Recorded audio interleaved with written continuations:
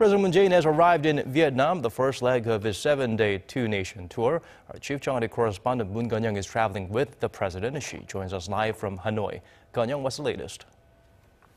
Hi, Daniel. South Korea's Air Force One, carrying President Moon Jae-in, his team, and his press pool, landed here in Hanoi just a few hours ago on this Thursday afternoon as the South Korean leader kicks off his 3-day state visit to Vietnam, one the president's office has identified as a core partner in President Moon's new Southern Policy Initiative, which is aimed at better connecting South Korea to Southeast Asia and to expand the economic clout of Asia's fourth largest economy in the region, home to more than 500 million people, the ASEAN that is.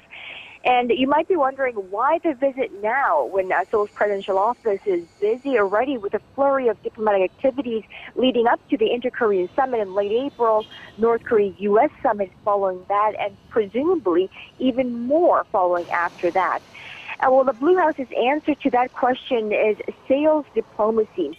But mind you, although President Moon's Vietnam trip this time is aimed at strengthening economic ties with the rising Southeast Asian powerhouse, analysts say there will also be talks between the leaders of South Korea and Vietnam on the latest detente with North Korea.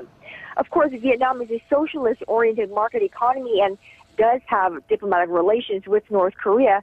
Experts believe President Moon's visit to Hanoi would both be insightful for the South Korean leader and also provide a window for various options to take a look at for North Korea as well.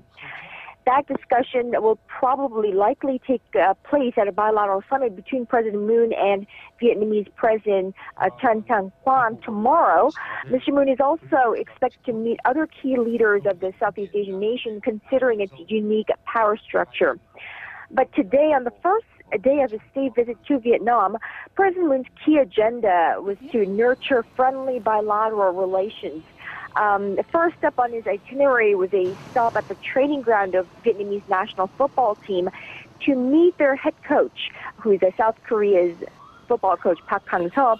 He's won celebrity status here after leading Vietnam's national under-23 football team to the AFC U23 Championship Finals, making Vietnam the first Southeast Asian country to make it that far.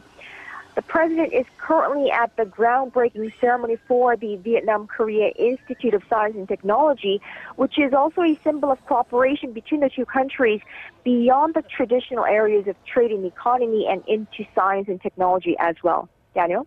All right.